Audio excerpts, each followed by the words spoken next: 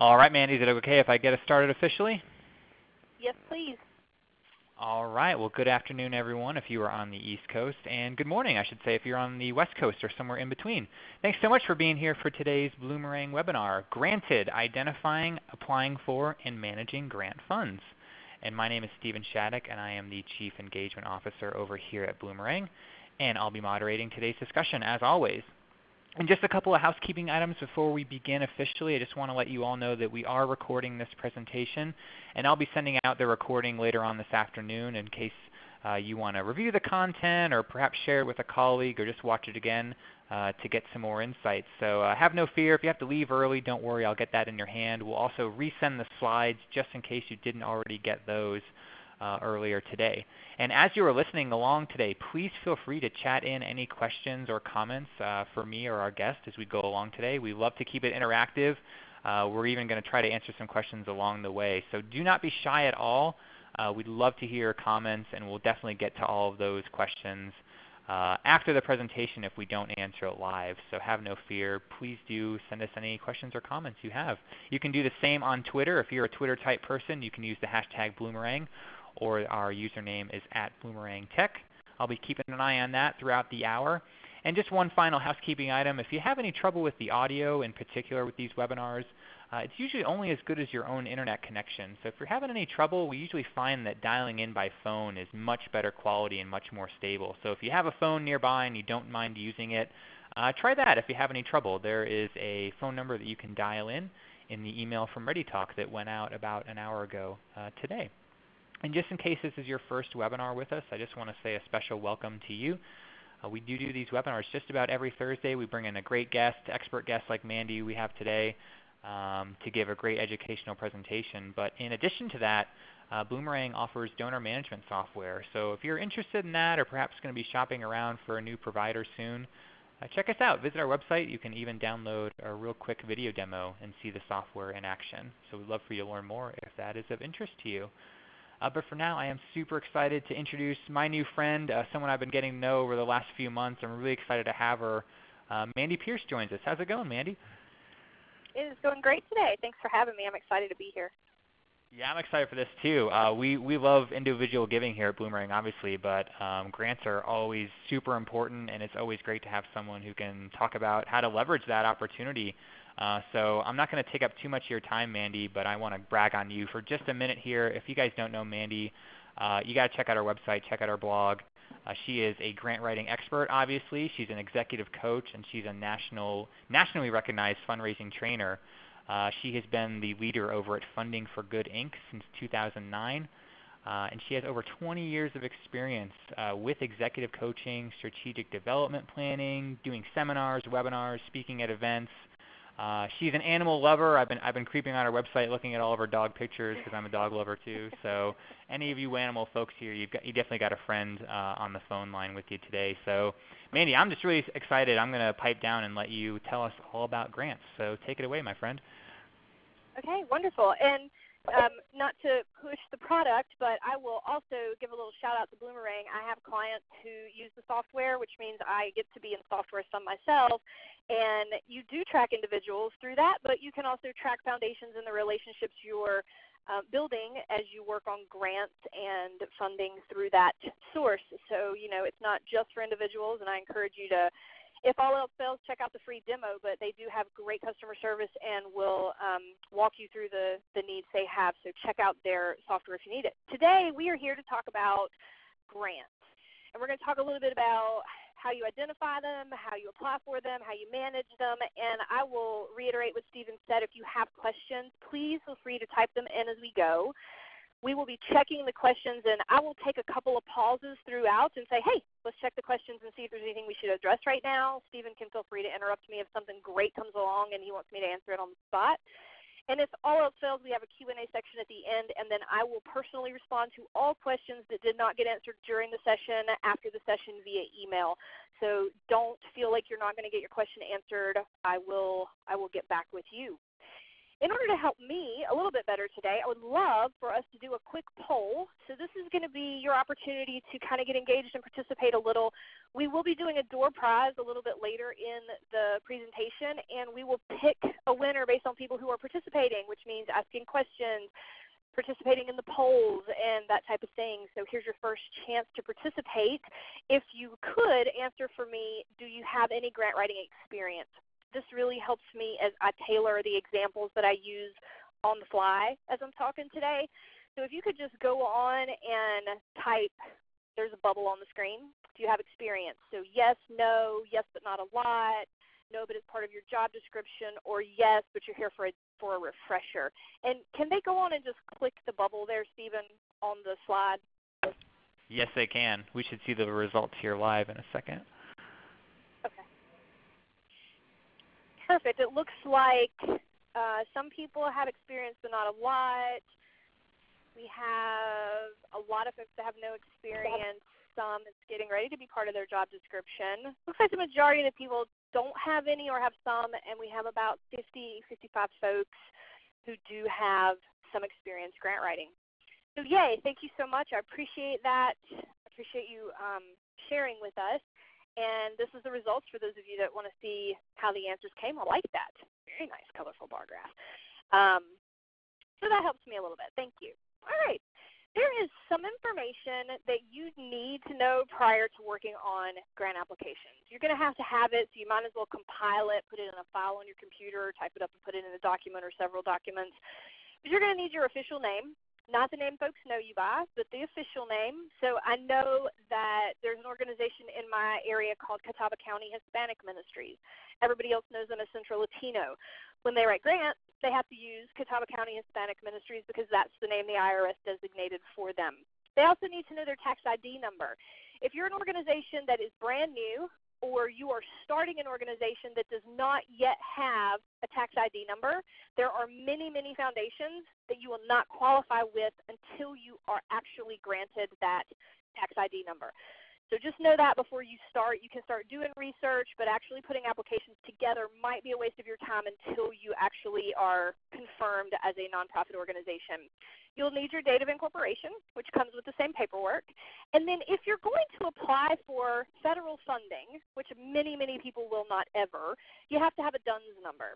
That is a free number that you can get online. It takes about 48 hours to get, and you would look for Duns & Bradstreet, the website, and that's where you would apply for that.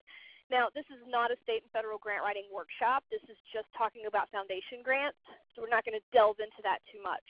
You're also going to need to know your address, street address, and mailing address if they're different. Some foundations will not mail checks to P.O. boxes.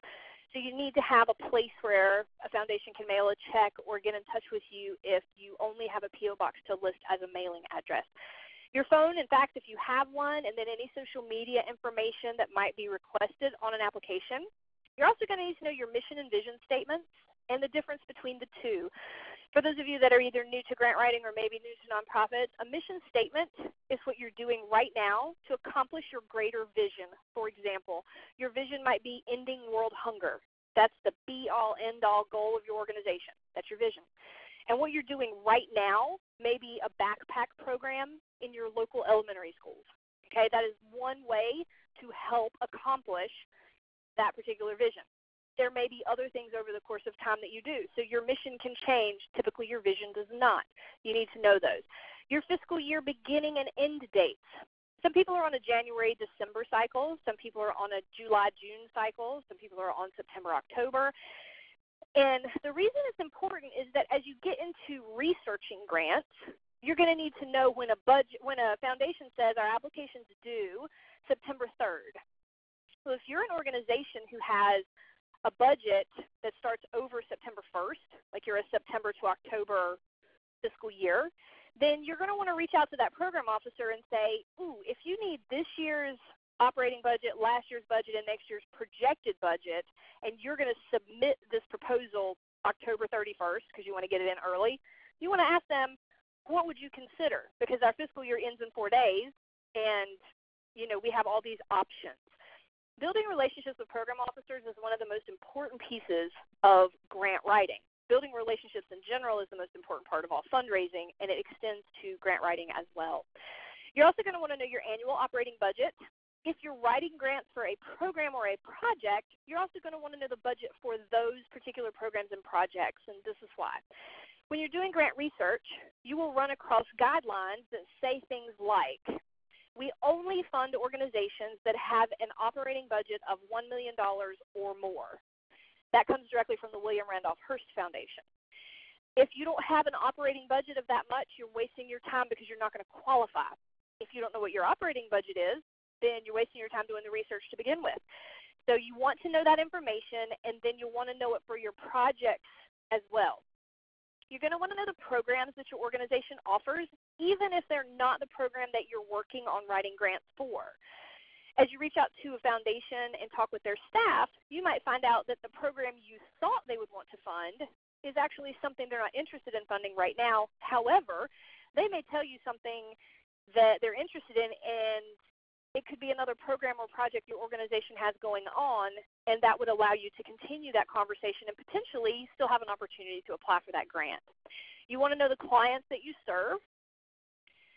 So those are the basics. There's a whole bunch more information you're going to want to have, and I'm going to give you a tool for that in a little bit.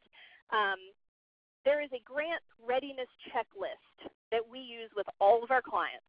And it's free. All you have to do is go there, and you can download it. It's in a Word document. You can edit it, make it your own, use it. But it gives you every category of everything that you would probably want to have together before you start working on grants. Things like all the pieces of financial information, all the pieces of information about your board, your policies, your procedures. So it's a really good checklist to use so you know you have everything together before you start. Now, there's 7 basic elements to most grant proposals. If you've written any grants, which some of you said you had, you're going to know there's definitely more, and some proposals have less, and some of them use different verbiage. If you can put together these 7 things, you're going to have a majority of the information together for a majority of the grants you're going to apply for. So you're going to have a title, an executive summary, organizational information, a statement of need, a project description, a budget, and evaluation methods. There's one big piece called sustainability planning that's not on here, but that's a whole other conversation. Just know that you want to make sure you have a way to sustain the program or project that you're asking for this foundation to support before you submit a proposal to them, because a lot of them will ask for that information. So what's included in an executive summary? Well, it needs to be coherent. It needs to be persuasive. Because executive summary should encourage people to read on, to find out more about your project. That's the persuasive piece. If it's not coherent, they're not really going to understand what you're talking about in that first piece of your proposal. And you're going to want to answer 4 questions in your executive summary. You're going to describe the problem you have. If you didn't have a problem, you wouldn't be writing a grant. It'd be like going to the bank and saying, you know, I really think I want to take out a loan today just because I can. Nobody does that. Nobody writes a grant just because they're bored or because they would like to have something to do today. Typically, you write a grant because you need funding for a particular program or project to purchase a piece of equipment to support the organization, and you currently don't have that. You want to have a few key descriptors of your program or project. You want to talk about what makes your program extraordinary and how your organization is uniquely positioned. Now, let's look at those last 2 pieces for a second. Well, let's look at the second one. The difference between a program and a project is that a program is long-term and a project is short-term. So knowing that, you should be able to determine which one you're writing for. What makes your program extraordinary is typically something that you can measure. You have metrics that you measure, goals and objectives, and it's something like we serve a larger percentage, or more people are successful after leaving our program, or those types of things. So you want to have some data about the services you provide so you can determine what makes you extraordinary. And then how your organization is uniquely positioned focuses around unique means one. So your organization should be the only one doing something or doing something a particular way or providing a particular service in a particular area, and you have to figure out what that is. I'll give you a good example. Here in Western North Carolina, the North Carolina School for the Deaf exists about 30 miles from my house. And there is a nonprofit organization called the North Carolina School for the Deaf at Morganton Foundation.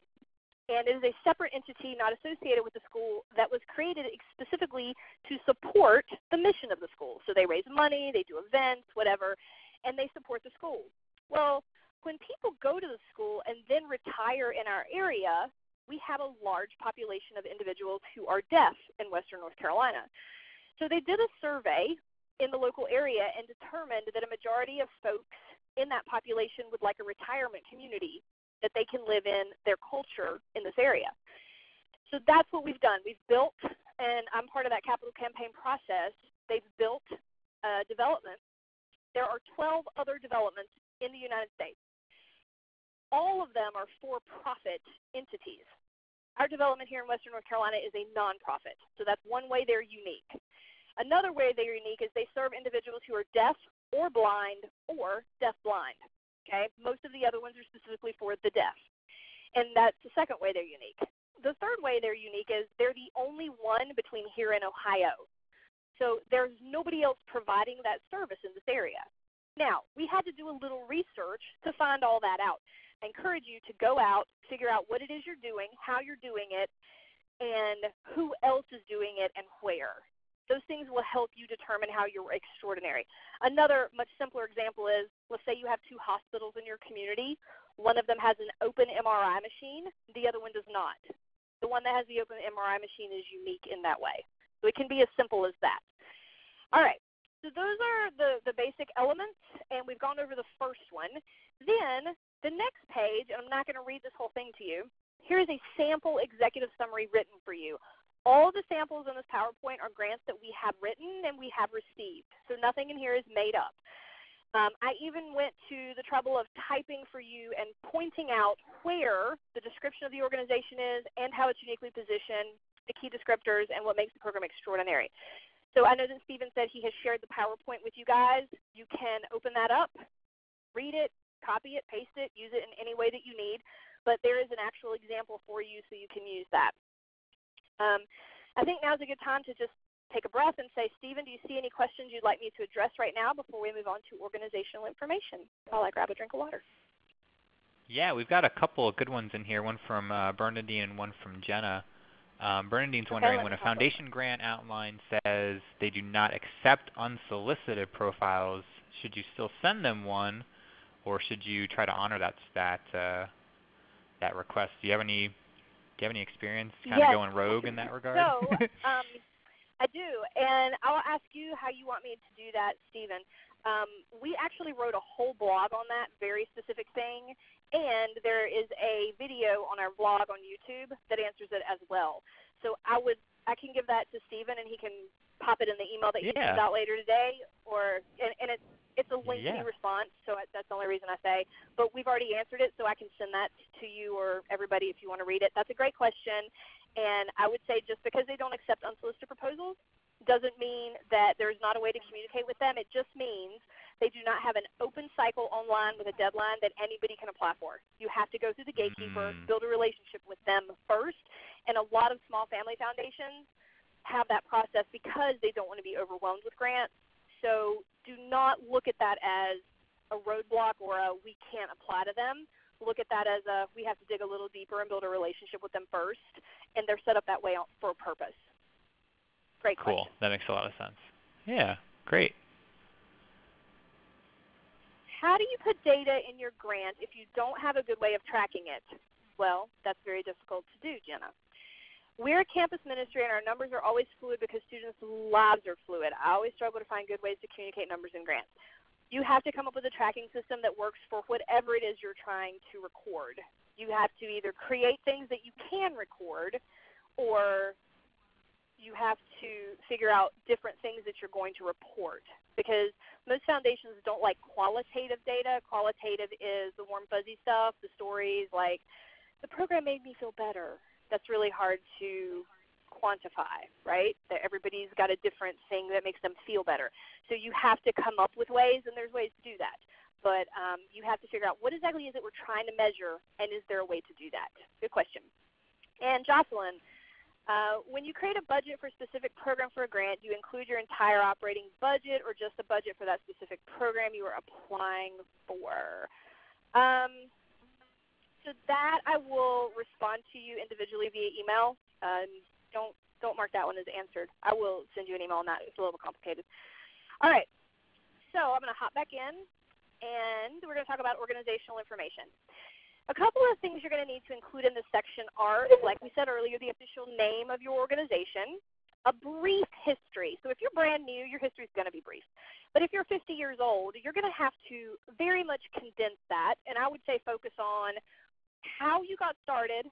Like it might be a passionate teacher in the community saw a need for after-school programming for bilingual students, and as a result, after 1 year of tutoring with families in the community, decided to start a nonprofit to better provide services, right? So that's two sentences maybe. It doesn't have to be the entire blow-by-blow of how it happened. Major programs, primary activities, mission or vision, whichever one most aligns with what this particular foundation wants to support. Collaborations and partnerships that, again, are relevant to this particular initiative, and you want to have collaborations and partnerships. Foundations want to see that you are working in the community with others to make a greater impact. They don't want to see that you're trying to do everything by yourself and that there's a duplication of services. So make sure that you're documenting and sharing your collaborations and partnerships. Any awards or accreditations that are relevant to this particular grant proposal that you're putting together, and then the number and capacity of your staff. These are some questions you're going to want to ask as you think about how you're going to introduce yourself. How are you going to introduce yourself and your organization? So when Stephen and I first started talking, he maybe did not know that I had dogs unless he had been on my website previously. So, I might not have introduced myself as Leo and Dallie's mom because he might think those were my kids. They're my fur babies. He's never met my husband, so I wouldn't introduce myself as Ricardo's wife. He doesn't know my extended family, so I'm not Danny and Frida's daughter or Damon's sister, right? He knows me through my friend Sandy Reed. So I am Mandy, owner of Funding for Good, until we get to know each other better, right? How are you going to introduce your organization? Because there's lots of ways. Is it based on a program you started, an award that you got, a board member that you have? What are you going to do with the grant money? Why does it need to be done? Who's going to benefit, and how are you going to do it? Do you know how much it's going to cost? When or where will the program or project take place, and who's going to do the work?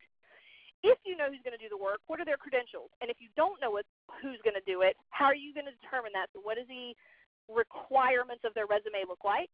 How are you going to determine that? And then what are the program and organization credentials, which means why should your organization be the one doing it? So if you can think about and answer those questions, you won't have any problem putting together a stellar organizational information section for your proposal. All right. So, door prize, Stephen, take it away. All right, so folks, if you will send me, are we going to do the address thing, Mandy? Is that what you want to do? Sure. Well, you pick somebody, and then once you pick somebody, ask them to type their address in the question section. Yeah. Yeah. So you know who's been asking. Why don't we? I'm going to pick out a question that I thought was really good here. I'm trying to find it. Here it is. Let's say Gary. Gary was wondering, what's the best lie a nonprofit has ever told on a grant application? I thought that was a great question. So Gary, you're going to be the winner. Okay. So Gary, if you'll just type in your mailing address where you would like me to send a copy of our book, Grant Writing with the Pros Know. It's basically the 50 things I wish I had known before I wrote my first grant, and the 50 things people ask me most often. So I just compiled that into a book, and we just released our second edition of that. So I am going to put that in the mail to you this afternoon right after the webinar if you will give me your address. Thanks, Gary. All right. Okay. Thank you. All right, so let's talk a little bit about a statement of need. There's a couple of things that need to be in a statement of need. Why the need exists, who has the need, and some data and statistics to sort of back that up. Here is a sample statement of need for you from Catawba County Hispanic Ministries. I'm just going to read a little bit of this.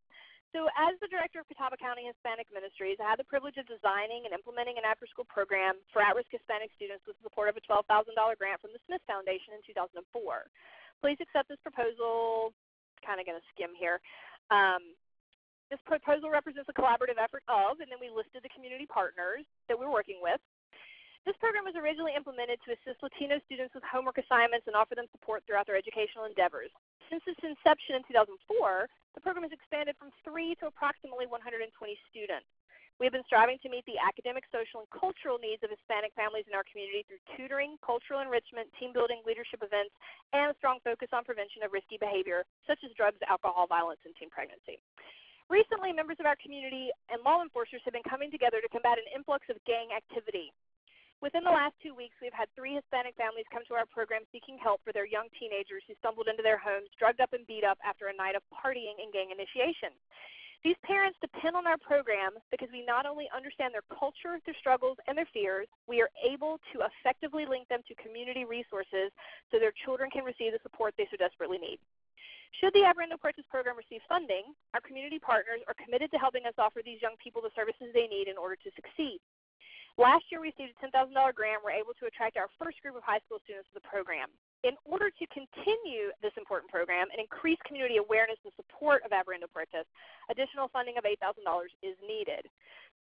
So this particular part of a grant is your opportunity to do a little storytelling. It's your opportunity to put something in there to tug at the heartstrings of the people you're trying to influence to give you money, okay? This is just one sample. Now, if you're able to answer each one of these questions with 1 or 2 bullet points and then turn those into sentences, you're pretty much going to have your statement of need. What is the need or problem? Who has the need or problem? Why is it a need or problem? What will happen if this need or problem is not addressed? So if you don't have a good answer to that and you can't say anything compelling or negative or, something that seems critical, it's probably not going to be compelling to the person reading it. So you need to have a real reason why your particular need should be addressed. And then how do you know that information? And it can't just be because your executive director or your CEO told you to write the grant. There has to be a reason why that particular need exists, okay? So the next thing you're going to look at is your project description. What's going to be done? In what order do the tasks need to be completed? How much time is that going to take? What resources are you going to need? What is the timeline for the project? And how are you going to sustain it? This is sort of the outline like you would use in school when you're writing a paper, figuring out what it is you're going to do and how you're going to do it. If you are writing a grant and you're looking at the guidelines and you know that your project is going to start this September and it's going to end next September, well, you might find a grant that opens in August, but it doesn't close until the end of September, okay? So your project's already started. And then it closes in September, but you're not going to find out if you got funding until November. And then they're going to cut checks in December. So you're not going to get that check till December. Well, you're already 4 months into your project. Will the check come in time for what you asked for? Maybe you're going to ask for something that is happening at the end of the project. But that's one reason the timeline is especially important. And then knowing how you're going to sustain it. My very favorite sustainability model is you're buying a piece of equipment because you don't need to sustain anything after that. Hopefully it has a life of 10 years and you're not going to have to replace it for 10 years. So great, you don't have a sustainability plan to create. Or the second best one is we're creating a program. We're going to charge a program fee. In year 1, we're going to use grant funding to support the program. And then after we collect fees in year 1, we're going to offset the program costs with those program fees in year 2. So then the program has a sustainability model, right? There's always money coming in after that first year. After those 2, it gets complicated, and you really do have to have a plan for how you're going to generate dollars or diversified funding streams that will allow you to continue whatever it is you're trying to do. Did I just skip something? I sure did.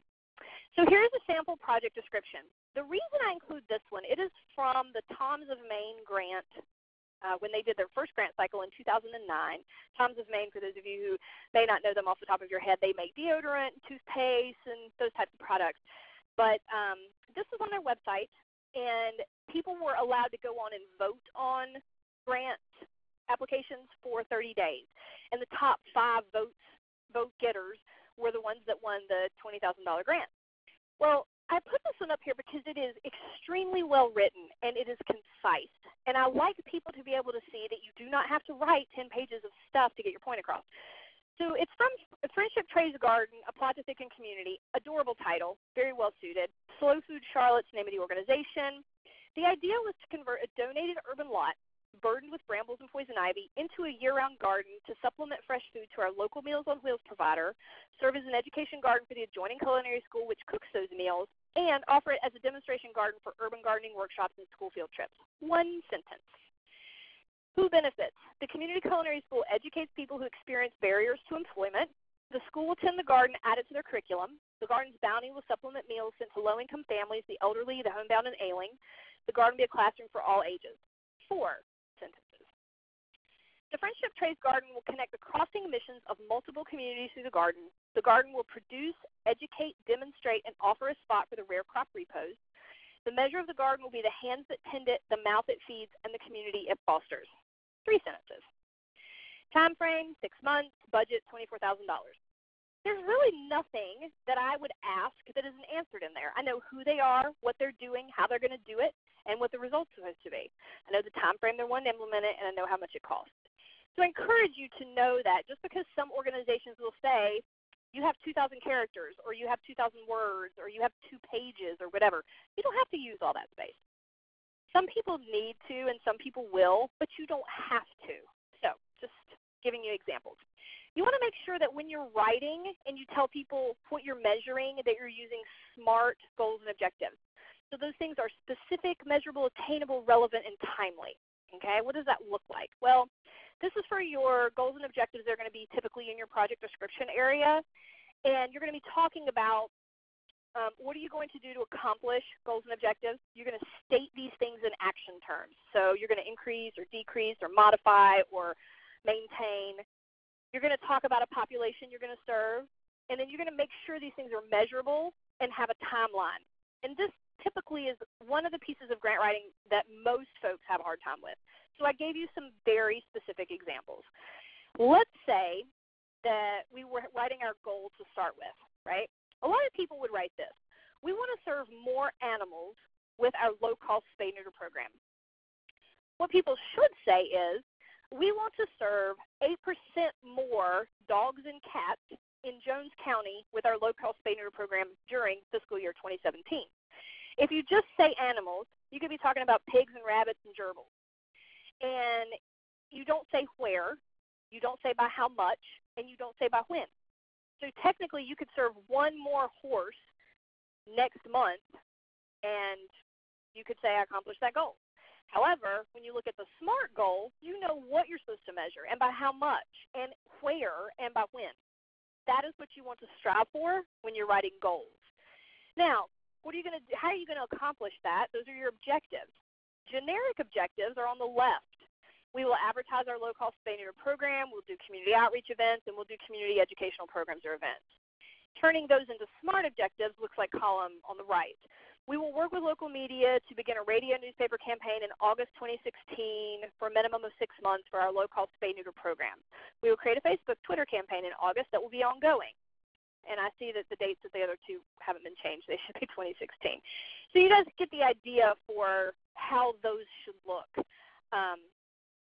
Hopefully that's helpful as you go and start writing your own goals and objectives, and you can pull this page out and kind of say, am I doing this? Is this what it looks like? And you should be able to self-check. All right, so let's take a poll. Everybody's opportunity to participate again.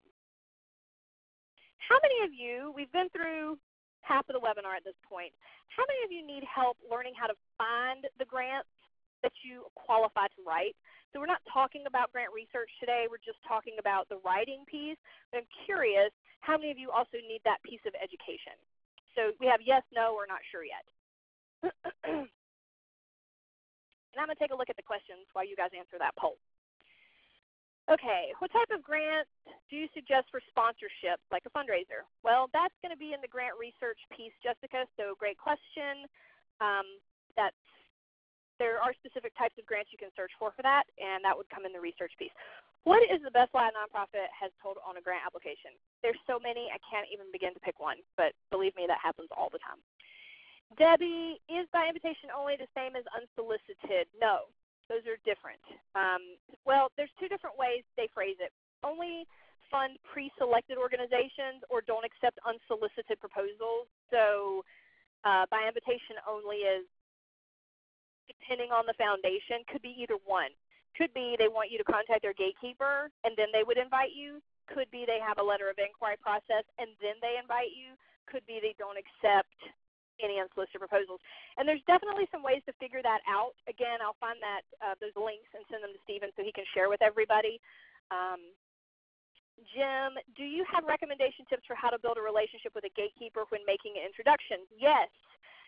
So there's another video that actually Sandy Reese and I did, and it's on my blog channel, about how to have cold turkey conversations with foundations. And we do two scenarios for you. We do one where you have a reason to call, like, hey, I ran into you last week at blah, blah, blah, and I was just following back up, or one where you have no relationship at all and you're literally making a cold call. So I'll also try to find that. It's on our YouTube channel, Funding for Good, so I'll send that to Stephen as well. Okay, skip to results. So the majority of you do need some assistance with grant research. Okay, that is helpful. Moving on to number 30. Talking about the budget. So if you have a well-prepared budget, I should be able to look at that and kind of tell what it is you're hoping to do. It should also be consistent with your project description, right? So don't say that you're going to hire someone new and not have personnel in your budget. That type of thing. Make sure it's consistent. These are some things that you're going to want to consider as you put your budget together. What's the duration? Is it a 6-month budget, a 1-year budget, a 2-year budget? How much are you asking the donor to support? So if you have a $100,000 project and you're asking someone for $20,000, you're asking them for 20% of your budget, right? So you need to figure out that piece, how much you're asking them to support. What is the level of resource commitment from your organization? Are you providing space? Did you do a fundraiser and you're providing dollars? Are you paying for one of the staff that's a part of the program? Are you providing supplies? So lots of different ways your organization can be written into that budget. You also want to make sure that you're reflecting in-kind contributions that make this program possible. What are the number, identity, and level of commitment of collaborating organizations? You might want to get those in writing, by the way. Detail those commitments. A lot of times that's called a memorandum of understanding or a memorandum of agreement. You want to be generally specific. When I say that, I mean you don't want to write a line item that says postage and put $1,000 on it, because then you can only use that line item for postage. However, if you had written marketing expenses, $1,000, you could buy postage or envelopes or printer or toner or go to Staples and have stuff copied or get somebody to design your new business card, because all those things are marketing expenses, right? Another one is you don't want to write mileage reimbursement. You want to put travel reimbursement, because when you put mileage reimbursement, it can only be for a car that's driven or for a vehicle that's driven. When you put travel reimbursement, it could be for the Uber that you took to the airport. It could be for your plane tickets, your boat rides, your taxis, your hotel, your car. There's lots of different things that come under travel reimbursement. Create reasonable forecasts. If you have multi-year budgets, make sure that you're putting in cost of living increases for your staff. Anticipate changes when you're doing that. And then be consistent. Do not create separate budgets for different foundations. Now, you're going to put your budget on different forms if they have their own budget form they want you to fill out, but the information should be the same. Don't create a budget for an organization because you think, ooh, they can fund more, so let's make it look like we need more. Or, ooh, I don't think they can fund a lot, so let's make it look like we don't need a lot. You provide the same budget to everyone. You just ask them for a different amount of support. And then we get to the evaluation piece. So you're going to need to know how the program or project is going to be evaluated, when it needs to be evaluated. That could be an internal parameter that you guys put on it, or it could be from the foundation. The foundation could say, we want to see a monthly report, or we want to see a quarterly report. So part of it is knowing what their expectations are, and then who's going to be doing the evaluation. Is it the program officer? Is it the program director? Is it the executive director? Is it the financial person? Is it the grant writer? Who's the person that's doing that? And then here's a great page I always tell people to pull out and keep to the side. There's lots of different examples for evaluation methods you can use. if you're looking at this list, some of them are going to be eliminated, for you anyway. If you're working with babies, you're not going to be giving them interviews, right, because they can't talk to you. If you're working with people that are not graduating a program or earning a certificate, then the stuff in the top right-hand corner under participation probably is not going to apply to you. So you have to look at what resources do you have, what things can you do, who are you serving, what do you need to measure, and then you can figure out what type of evaluation methods you can choose. Another thing I always encourage people to do is to conduct a SWOT analysis of either the program, the project, the organization as a whole before you write a major grant. Keyword there being major. You have to determine for your organization what is major. Some organizations writing a $5,000 grant is major. Some organizations writing a $500,000 grant is not major. So it's going to vary by organization, but when you figure out what that is for you, and then you decide, I'm going to sit down and write my first $1.2 million grant. That's great, but if that's big for you, you need to do a SWOT analysis to look at the strengths, weaknesses, opportunities, and threats of your organization. And you want to list those. You want to list them for your organization or your program or your project that you're writing for. And once you list them, you want to ask these questions. Will the proposal that you're working on solve or address any of the weaknesses or threats facing your organization, your program, or your project? And it should. Will your proposal bring to fruition any of the opportunities listed? And it should. Will your proposal give your organization a competitive advantage or build upon its existing strengths? And it should. If your proposal is not going to do any of those things, the next question you need to ask is, why are we writing this grant? So if your answer is we're chasing dollars or we're creating a program because we want to bring in this income or any of those types of things, that's probably not a grant you need to be writing. You want to make sure that it's going to strengthen your organization in some way or your program or your project. So I encourage you to look at the big picture as you spend a lot of time on grants, because a couple of things to think about. Grants should never be written into a budget unless you've been guaranteed a multi-year funding. You shouldn't rely on them. It's like relying on a yard sale. We're $10,000 short in our budget. Honey, let's just have a yard sale every quarter. We can bring in $2,500 a weekend. Really? What if it rains? What if you don't have enough stuff to sell? That's crazy, and that's what I tell people when we're doing executive coaching. I'm like, why are there grants written here on this line item? You need to bring in $57,000 in grants this year. Oh, that's the money left over that we didn't have anywhere else in our budget, and that's what we need to get the budget balanced. Oh, my goodness. Nope, that's not the right way to do it. So make sure that you're writing these things and you're being thoughtful about why you're putting grant applications together. So again, if you need a grants checklist, grant readiness checklist, to determine the things you'd like to have in place that will help you be most productive, there is a free tool for you on our website. You can just go on there and download that. Again, it's editable. It's not a PDF or anything. It's in a Word document. And now we're going to do a little Q&A. Stephen, do you have anything, or do you want me to just hop into the Q&A? We've got a lot of questions. I put them in the question tab there for you, Mandy, probably more than we can get to in the next 15 minutes. So I'll let you choose what you think is good, but they all look really great to me. Okay, fabulous. Okay, I'm going to do one thing, and then I'm going to start just going through the list and answering questions. So, Stephen, are you taking them off as I answer them?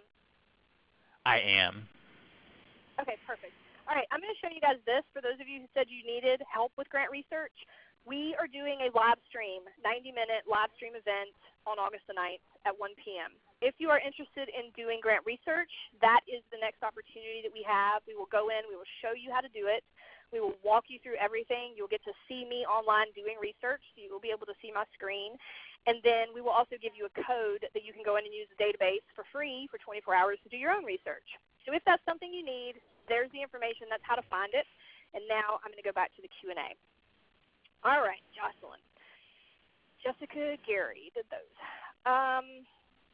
Casey.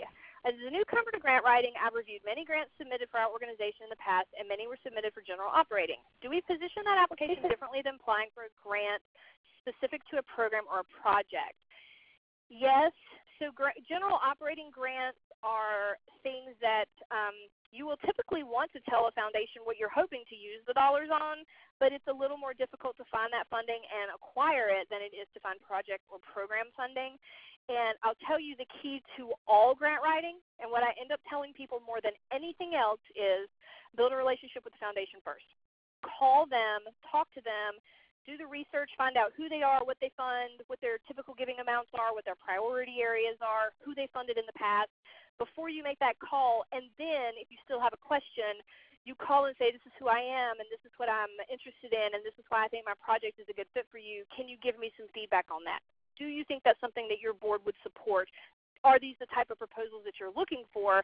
And then if they say yes and you move forward with that conversation, how much do you think we should request this year? So that is a real conversation that should happen on a very regular basis. There are very few and far between the foundations who say in their guidelines, phone calls discouraged or do not call or whatever. They exist. There are some of those out there, but they are not the majority. Foundation staff want to help you submit proposals that they want to fund because that's why they exist. So they want to be fiscally responsible for the dollars that they're giving out. Call them. All right.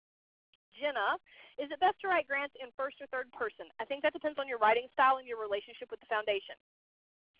Wanda, my nonprofit has just recently started. How do I create those collaboration and partnerships with community agencies and businesses? So Wanda, actually today's blog that we wrote that went out this morning, or yesterday morning, was about seed money and how to find that. But I'll tell you that there are foundations that exist that want to help new nonprofits if they believe in the mission and they feel like they have a good strategic plan for how they're going to move forward.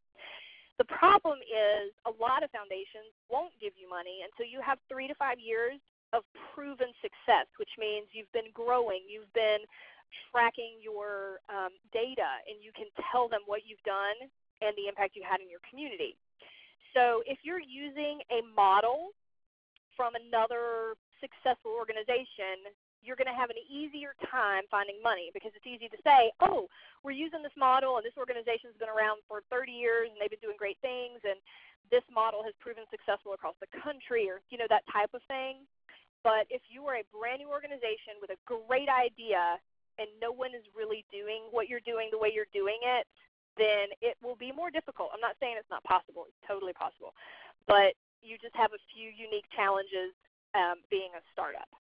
Susie, what advice do you have for grants that are seeking general support? I just answered that one a little bit. It's out there. Plenty of people want to support GenOps, but there's definitely a little bit of wordsmithing that can happen with that. And a lot of general ops are quite honestly part of program and project expenses. And when I work with my clients, we do our best to create realistic budgets that include those project and program pieces. So we're not asking for as much general operating dollars as we are asking for program and project dollars. Emily, I work with a nonprofit that has programs in 9 different countries sponsoring children's education.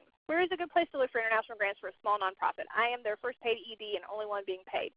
There are places to look for international grants, and the database that I actually show people how to use is accessible and free in communities across the country, and there's actually an international research section in there, so that very specific thing does exist for you, Emily. Julie McNeil, if you had a large project with many different aspects, would you request a large grant from one person or break it up into several? I think if you could find one person that wanted to fund it, fabulous, knock that out, but you probably won't. You're probably going to have different aspects of the project, kind of like a capital campaign. You may have somebody that wants to support the building of the house. You may have somebody that wants to support the kitchen. You may have somebody that wants to support the kids' playground outside. You may have somebody that wants to support the gardens.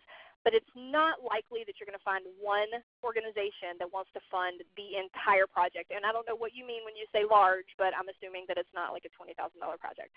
So you will probably have to break that down. Grace, does statement of need refer to the organization's need or the need of the overall mission? That refers to the need that you're writing the grant for. So it could be a need to increase staff in one of your programs. Could be a need to purchase a van for transportation. Could be a need to create your first website, hire your first executive director. Depends on what you're writing the grant for. What I always tell people before they start doing grant research is to put together a list of your needs. You shouldn't be looking for grants and then coming up with a need that fits it. You should look at your needs and then find the foundations that support those specific needs. So it could be various things. Renee, what should you say if your project is the main project of your organization that goes on every year and you use general donations to sustain it normally, but we want to expand it with a grant? So that's just called capacity building, Renee.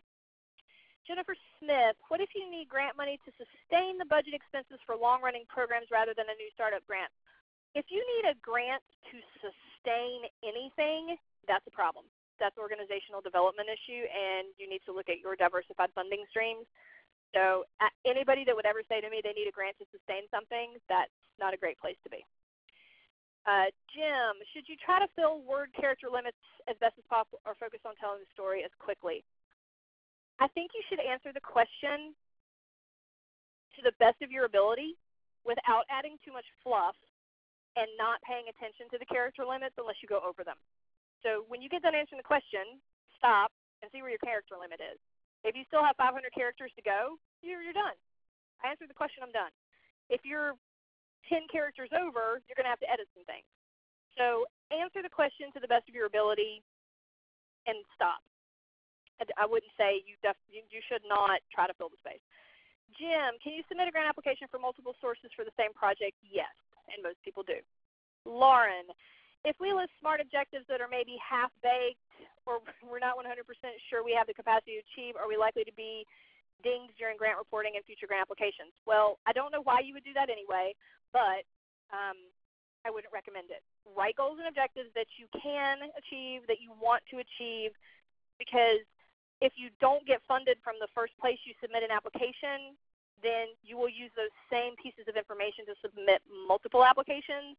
But once you get funded, whether it's through that or an individual benefactor in the community that just likes your program and wants to give you money, if you write them well and you write them realistically, you already know what you need to do for the program or the project. So if you get hit by a bus tomorrow and someone else has to take it over, it's already written for them. They know what they have to do and what they have to achieve and how they have to do it. So don't make up stuff for grants. Write what you're actually going to and are able to do. Richmond, how do you begin to develop a relationship with the program officers?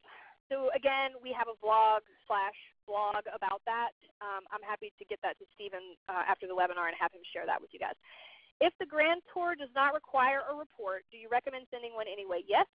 I've been sending our general annual report to all funders. Do you think that is adequate, or should you send a brief report specific to their funding? I think you should send a specific funding report for them. You should also probably call them and build a relationship, invite them to see the program, ask them for a tour, invite them to an event, all those types of things. That's part of building that relationship. Catherine, there are foundations who don't list contact information, so how do you find out how to reach the gatekeeper? So actually, we go through that in the grant research webinar. There are a lot of ways to find that information. It's sometimes listed on the website. It's almost always on the 990. Sometimes it's in weird places, like if it's a corporate foundation, it might be on their corporate website. There's a lot of different ways to find that. Ed, are there certain grants that you have a better chance to receive than others? Always. Part of that has to do with, did you do your due diligence when you were doing the research? Is it really a good fit? And did you call the foundation and build a relationship with them first to make sure they also still feel like you should apply? Angelique, the organization that I'm associated with is a specific branch of a national philanthropic group.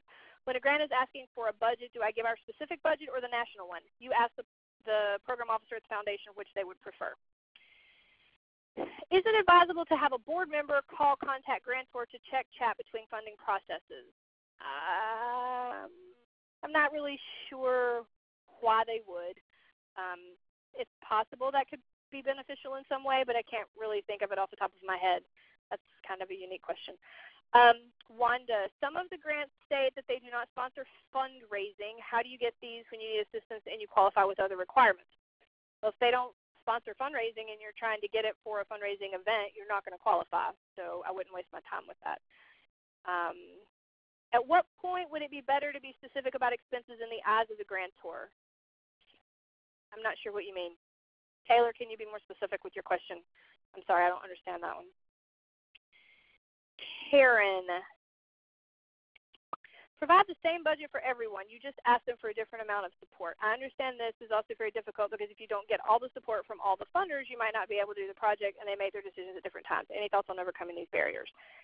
No, you just tell them what you need. I mean, yes, everyone has a different grant cycle, but a lot of foundations will ask who else you have submitted proposals to because they like to see that multiple foundations are supporting a request. So you don't present them with a different budget. You want them to see that you've got some support. For example, if you have a $100,000 budget and you start writing grants, you might not have anything to begin with, and eventually you might get $35,000, right? So now you're $65,000 away.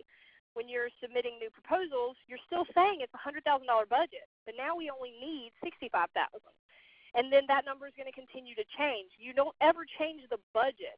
You just change the information you're sharing with the foundation to say, we've received this much support. Now we need X number of dollars. We're asking your organization to consider giving us $15,000 or $18,000 or whatever. There's a lot of different ways to do that. And then part of that will fall into the questions that you have during your conversations with program officers as to, how much they recommend that you request, et cetera. Okay, Kelly, how much cost should you state for in-kind dollars? Should you figure cost for facility? An example would be the breakdown you supply to IRS and write-off deducted office space in your home. So, Kelly, you should include all in-kind contributions to your organization, and if you talk with your CPA, they will tell you that there are some of those they can and should include in their 990 for your organization every year. There's differences between services, volunteer time, and space or goods. So you should be tracking all of those, and the ones that are relevant to a program or a project should definitely be included in that program or project budget.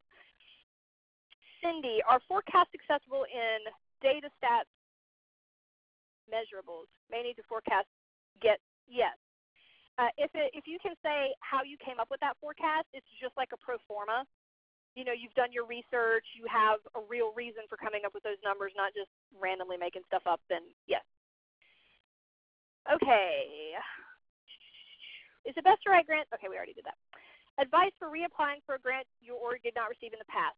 Okay, Annalise, the first thing you do is call the foundation when you get rejected and find out if they can give you any feedback on why you were rejected and if they would recommend that you apply again in the future. Then, before the next grant cycle, you call them again and say, following up, we were rejected last year. We did speak with a program officer. They recommended that we reapply, making these changes to our application or providing this information or whatever, and then resubmit. Don't just randomly resubmit.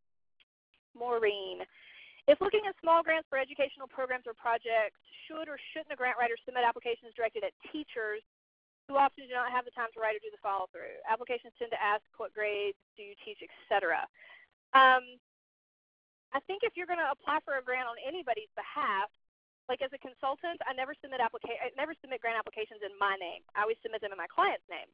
But I would never submit an application for a client without talking to them first and saying, these are the requirements. This is the follow-up that you're going to have to do if you get funded.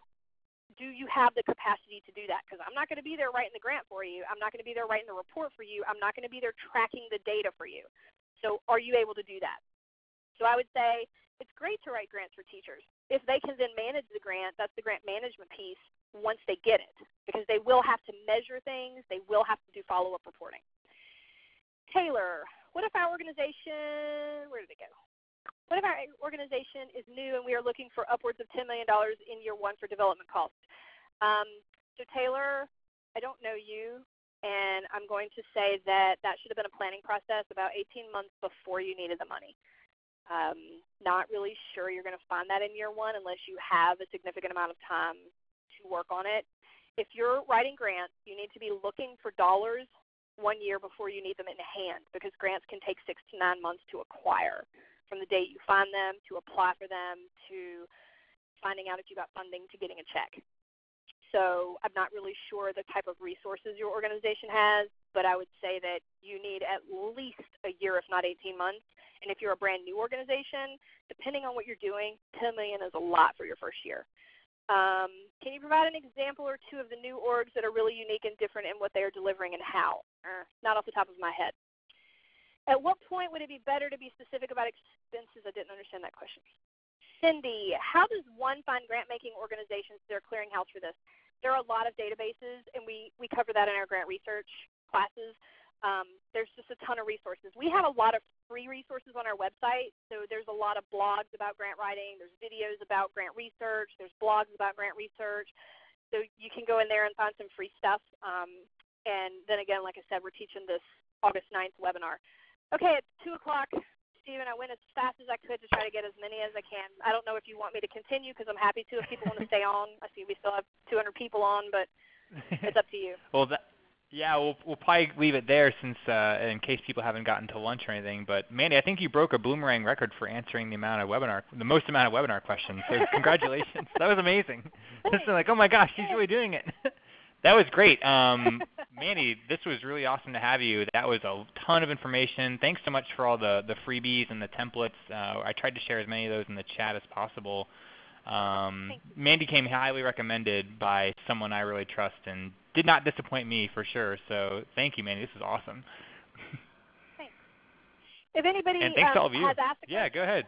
they're going to send it to me and I'll answer it this afternoon. I'll get back to you via email by the end of the day today.